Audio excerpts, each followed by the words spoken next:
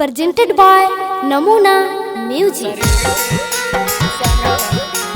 Mixed by SP Nitesh.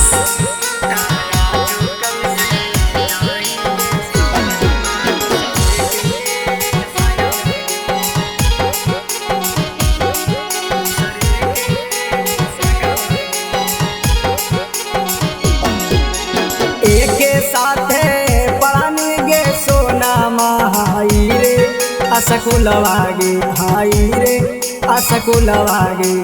एके साथे पढ़ानी गे सोना महाई रे असकुलवागे हाई रे असकुलवागे। ता आजू काहे जाएंगे सोना माँ दूसरे के संगवागे। ता आजू काहे जाएंगे सोना माँ दूसरे के संगवागे।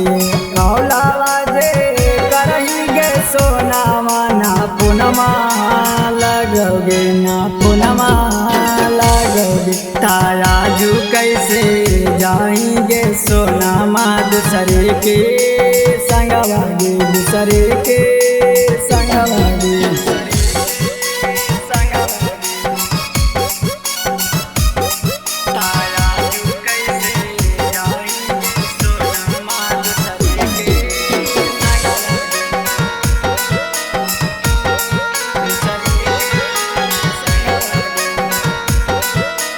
Namuna Recording Studio, Rajgir.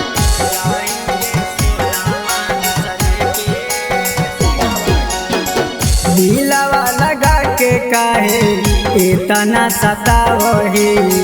पिया के करीब जाके हमारा रुबावही।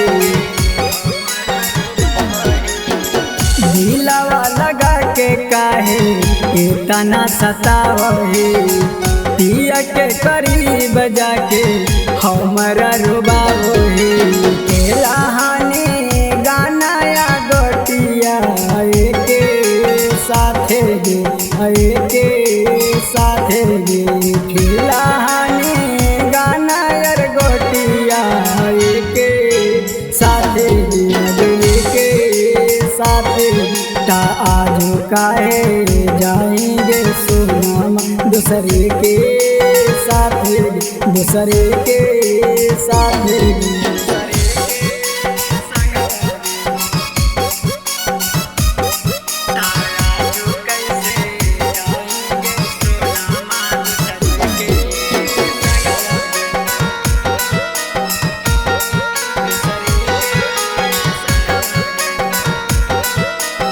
Namuna Recording Studio, Rajgir.